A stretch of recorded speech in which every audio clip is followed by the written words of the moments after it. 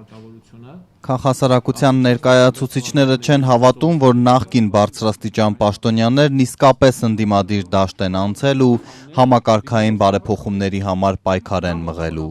Երկրում համատարած կոռուպցիայի, անարդարության, աղքատության արդեն վտանգավոր չափերի, քաղաքական ու տնտեսական մենաշնորհների մասին հայտարարել են Պաշտպանության եւ արտաքին գործերի նախկին նախարարներ Սեյրան Օհանյանն ու Վարդան Օսկանյանը, նախագահի աշխատակազմի ղեկավարի նախկին տեղակալ Վիկտոր Դալլաքյանը։ Նրանց օրինակ ես շատ կուզեի տեսնել նախագահականի դիմաց պիկետի ժամանակ, երբ պահանջում են ազատություն քաղբանտարկյալներին, պահանջում են դադարեցնել Հայաստանի հանքահենությունը, քրեական պատասխանատվության ենթարկել բանակը հարստահարողների եւ բանակի ունեցվածքը լափածներին։ Ոչ թե ընդհանուր հայտարարություններ շարունակ լինել իշխանության մեջ, հետո դուրս գալ իշխանությունից ասել լավ դե ացիպերիա նատաշկա, էլի։ Հելսինկյան քաղաքացիական ասամբլեայի Վանաձորի գրասենյակի ղեկավար Արթուր Սաքունցը շարունակում է. կոռուպցիայի դեմ պայքարի մասին իշխանություններն էլ են խոսում, անձամբ Սերժ Սարգսյանի, Կարեն Կարապետյանի շուրթերով։ Ասելով չի, դա որ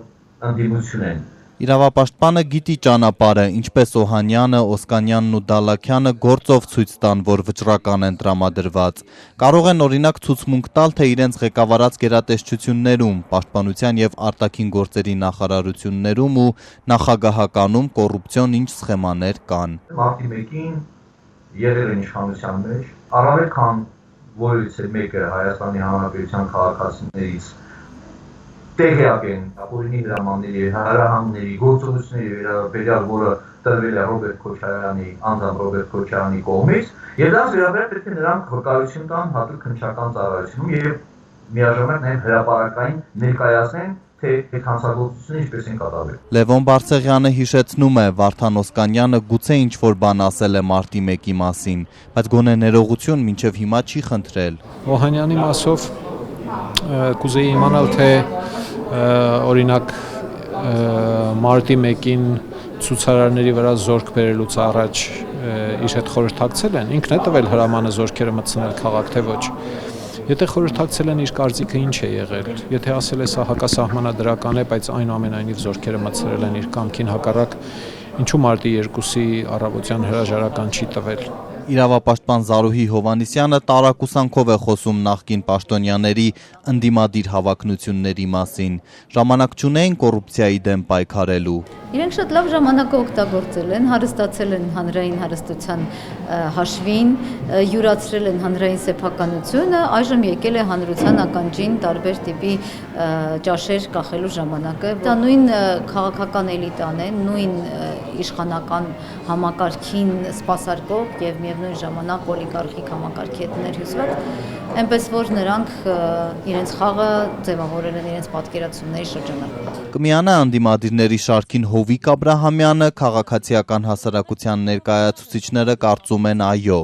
Արթուր Սաքունցը մի հարցում նախկին վարչապետի հետ համաձայն է, իր տեղը հանրապետականում բաց չի մնա։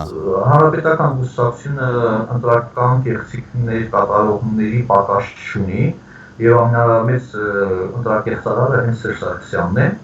Ինքը միշտ համապատասխան կադրեր կգտնի։ Հովիկ Աբրահամյանը կասի, որ իր համար միշտ անտանելի է եղել ընտրակեղծիքները, ընտրակաշարքը, վարչական ռեսուրսի չարաշահումը անցած մի քանի ընտրությունների ընթացքում,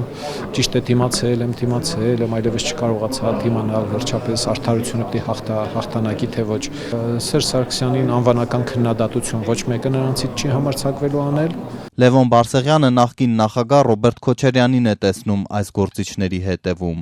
Իսկ եթե նրանք անկեղծորեն զղջալով անցնեն իրավական ու քաղաքական խավարանով, ինչպես երեք նախկին օմբուդսմեն Կարեն Անդրեասյանն էր ասել,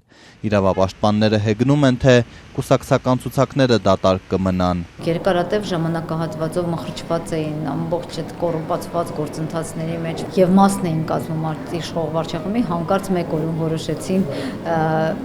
բացահայտվել այսպես որպես երդվյալ ազգասեր եւ հայրենասերներ։ Քաղաքագիտական իմաստով ով իշխանություն չէ, ընդդիմություն է համարվում,